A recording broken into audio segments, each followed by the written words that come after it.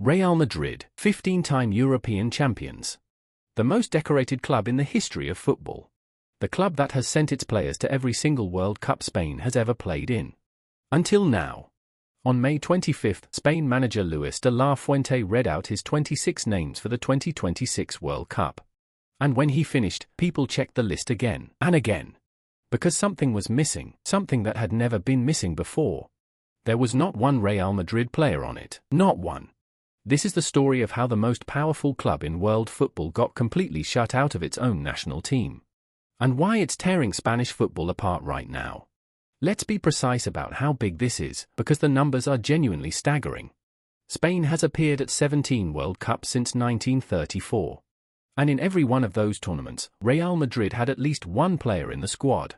Even back in 1950, a tournament people keep bringing up, Madrid still had a man in the squad, a forward named Luis Molini. So this isn't the first time since 1950, as some early reports claimed. Reuters actually had to correct its own story on this. The truth is bigger. This is the first time ever. The first time in the entire history of the Spanish national team at a World Cup that Real Madrid has zero representation. The only vaguely comparable moment came back at the 1920 Antwerp Olympics, over a century ago, before the World Cup even existed. And here's the contrast that makes it sting even more. Barcelona, Madrid's eternal rival, didn't just survive the cut, they dominated it. 8 Barcelona players made the squad. 8.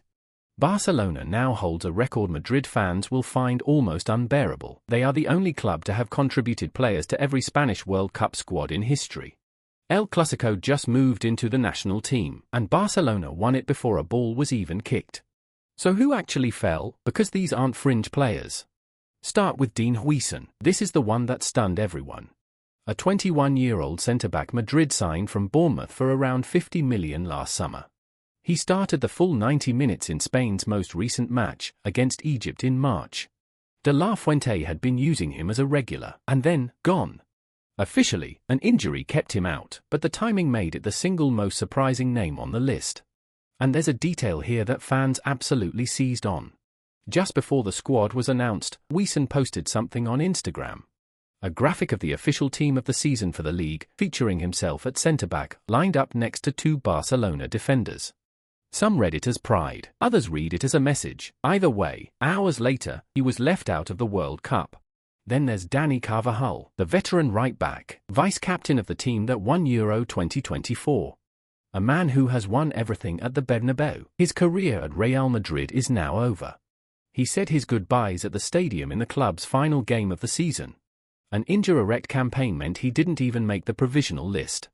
And there was an awkward subplot. Reports in Madrid noted that the national team coach was absent from Carvajal's farewell. And the names keep coming: Álvaro Carreras, Fran Garcia, Raúl Asensio, the young striker Gonzalo Garcia.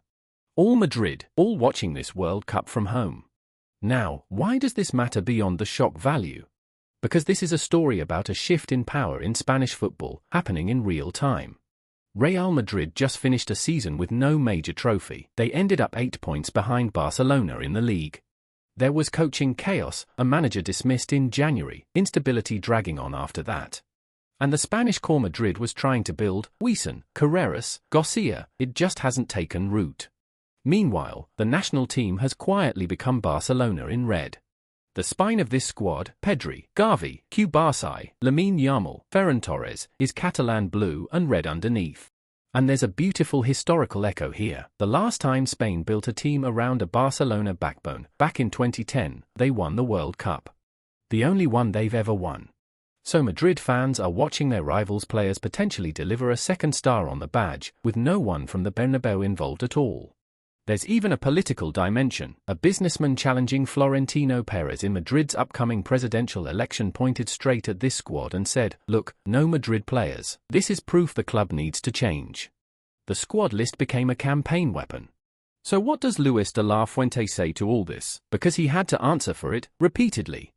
And his line never wavered. He told reporters he doesn't look at what club a player comes from. He said he doesn't carry the local bias a fan might have, that for him, it's global. He insisted the only thing he wants is for these players to feel proud to wear the shirt. The next day he went further, dismissing the idea it could cost him support among Madrid supporters. He said the greatest team there is, the very greatest, is the Spanish national team, bigger than any club crest. And then a line that almost sounded like a challenge to himself. He said the day he picks a squad for any reason other than what's best for the team, is putting his own job on the line. To be fair to him, there is a straightforward reading of all this. Huijsen and Carvajal were dealt with as injury and form decisions. Madrid's whole season collapsed. He's not the only coach whose Madrid players suffered, either. Real Madrid stars were also dropped or overlooked by France and England this cycle. So you can frame this as individual circumstances stacking up, not a conspiracy. But symbolism doesn't care about nuance, and the symbolism here is enormous. So how did people take it? Madrid's side of the football world reacted exactly how you'd expect, with disbelief and a real sense of insult. For a fanbase already nursing a trophyless season, this felt like salt in an open wound. The idea that the country's most successful club could be entirely erased from the national team, to many of them, that wasn't football logic, that was a statement. And plenty of them are convinced the Barcelona-heavy squad isn't a coincidence at all. On the other side, Barcelona fans could barely contain themselves. 8 players, the teenage superstar leading the line. The bragging rights are off the charts, and they're using every single one of them. And then there's the neutral, slightly stunned majority, the fans who looked at this and just went, how is this even possible?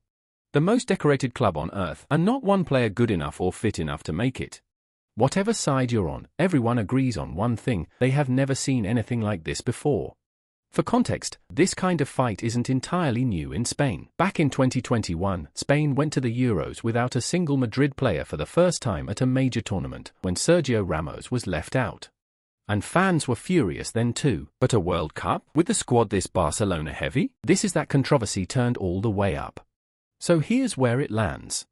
Spain go into this World Cup as European champions and as one of the favourites to win the whole thing. The midfield might be the best on the planet. Lamine Yamal, fitness permitting, could be the player of the tournament. They open against Cape Verde on June 15th, with Saudi Arabia and Uruguay to follow in Group H. If Spain lift that trophy, they'll have done it without a single player from the most successful club in the history of the sport. And that fact alone would make this one of the most extraordinary World Cup wins ever. But if they fall short, you already know exactly who's going to get blamed, and you know exactly which players are going to be saying, I told you so. The squad is set, the lines are drawn, and for the first time ever, Real Madrid is on the outside, looking in. What do you think? Fair call by the coach, or is something else going on here? Let me know down below.